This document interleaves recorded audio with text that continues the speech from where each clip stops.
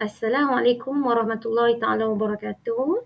Hari ini kita akan belajar subtopik pertama dalam bidang akhlak iaitu malu perisai iman. Okey, pertama kita pergi kepada maksud malu. Malu dari segi bahasa bermaksud kembali kepada perasaan fitrah dan rasa segan. Malu bermaksud kembali kepada perasaan fitrah dan rasa segan. Dari segi istilah, malu bermaksud berasa aib atau perasaan tak selesa untuk melakukan sesuatu yang buruk kerana tak mahu dihina. Di sini ada 3 isi penting yang kita boleh highlight dalam istilah ni. Okey, pertamanya ialah berasa aib atau perasaan tak selesa. Untuk apa? Yang kedua, untuk melakukan sesuatu yang buruk. Dan poin yang tiganya ialah kerana apa? Kerana tak mahu dihina. Okey, so kita kena ingat 3 poin ni bagi menjawab soalan istilah malu. Okey, malu bermaksud, ingat 3 poin, aib. Yang keduanya buruk. Ketiga, dihina. Okey, yang pertama tu berasa aib atau perasaan tak selesa. Untuk apa? Untuk melakukan sesuatu yang buruk. Kerana apa? Kerana tidak mahu dihina. Okey, ada dalil nakli. Dalil nakli ni bermaksud dalil bersandarkan Al-Quran dan hadis tentang malu. Iaitu dalam surah Al-Qasas ayat 25. A'udzu billahi minasyaitonir rajim. فجاءت إحداهما تمشي على استحياء قالت إن أبي يدعوك ليجزيك أجر ما سقيت لنا. Maksudnya, kemudian salah seorang perempuan, dua beradik itu datang mendapatkan Musa dengan berjalan dalam keadaan tersipu-sipu malu sambil berkata, sebenarnya bapaku menjemputmu untuk membalas budimu kerana memberi minum binatang ternakan kami. Okey, itu yang dinyatakan dalam Quran.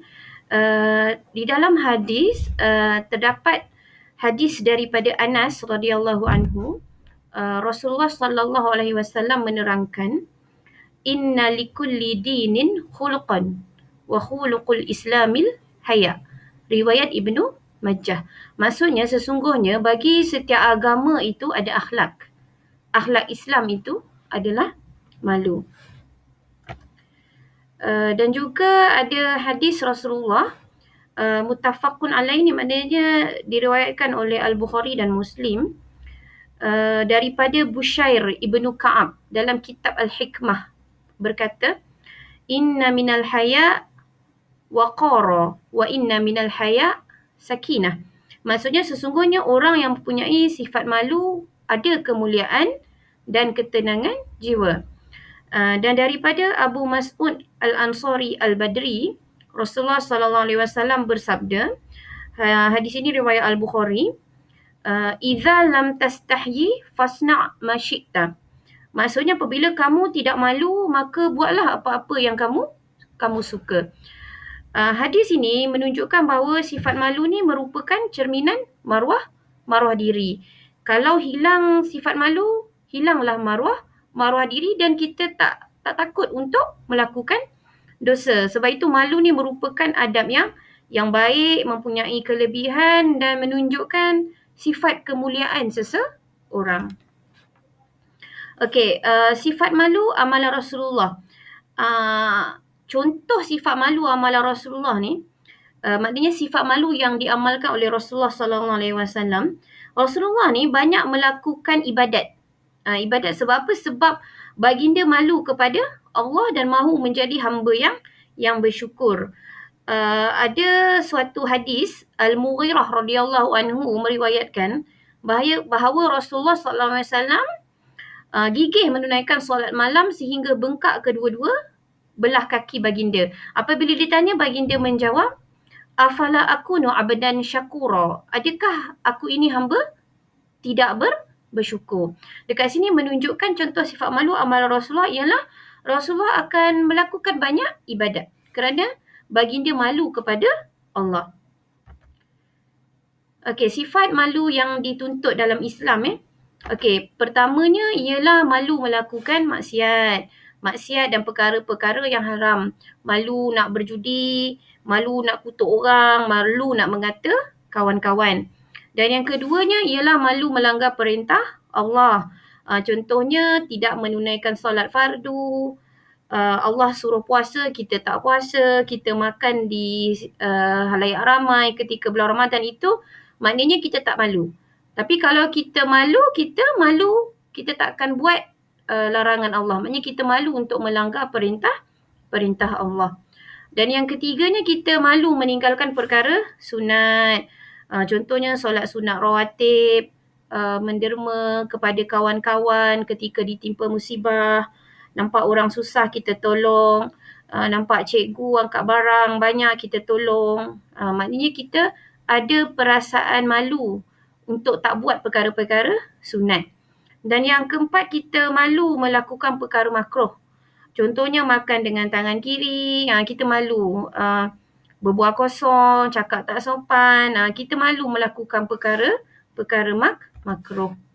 Okey, ada tak sifat malu yang dilarang? Okey, sifat malu yang dilarang contohnya ialah malu belajar. Okey, malu belajar sesat jalan. Malu nak pergi ke depan kelas bila cikgu panggil. Malu nak baca di halayak ramai. Malu nak buat presentation. Malu ke majlis ilmu pun malu. Suruh belajar mengaji pun malu. Malu bertanya pada guru. Malu nak tanya cikgu. Malu belajar. Malu belajar ni malu yang dilarang. Dan yang keduanya, malu melakukan perintah agama. Malu nak jadi imam solat. Malu berucap di hadapan halayak ramai. Malu nak mengaku ibu bapa kita tua, ibu bapa kita miskin. Malu yang ini adalah suatu malu yang dilarang. Dan yang ketiga, malu melakukan kebaikan, iaitu malu bertanya, malu berada dalam majlis ilmu. Okey, apa dia hubungan antara sifat malu dengan iman? Okey, orang yang beriman, dia malu untuk melakukan larangan Allah dan tinggalkan suruhan Allah. Daripada Abdullah ibnu Umar pernah bersabda, Rasulullah SAW pernah berkata, al-haya'u minal iman. Maksudnya, malu itu sebahagian daripada iman. Okey, berdasarkan hadis ni, maka kita dapat tahu bahawa tahap iman seseorang tu dia berkait rapat dengan sifat malu. Malu ni malu yang menepati kehendak syarak lah. Malu yang kita terangkan tadi, malu yang dituntut. Orang yang beriman, dia akan sentiasa malu untuk melakukan larangan Allah ini dan meninggalkan suruhannya. Tapi kalau orang yang tak ada sifat malu, maka dia tiada segan silu untuk melakukan maksiat. Kerana itu, keimanan dan ketaatan seseorang itu berkait rapat dengan sifat malu. Okey, kepentingan sifat malu. Okey, apa yang kepentingan ni? Maknanya kenapa pentingnya sifat malu ni? Okey, sifat malu ni kepentingannya pertama ialah malu melakukan maksiat. Kerana apa? Kerana kita takut dan segan kepada Allah yang Maha melihat. Contohnya berdua-duaan antara lelaki dan perempuan yang bukan mahram tanpa ikatan yang sah. Kepentingan sifat malu yang kedua menjadi benteng keimanan.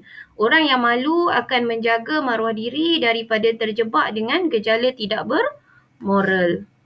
Dan yang ketiga, kepentingan sifat malu ialah berlumba-lumba mentaati perintah Allah dan Rasul serta menghadapkan redha Allah.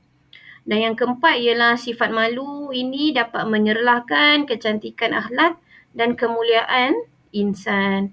Dan yang terakhir sekali ialah orang yang pemalu akan sentiasa terhindar daripada melakukan maksiat.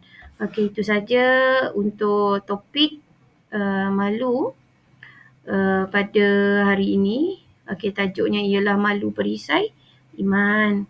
Semoga kita boleh menjadi hamba Allah yang malu untuk melakukan maksiat dan mentaati perintah Allah. Itu saja daripada saya.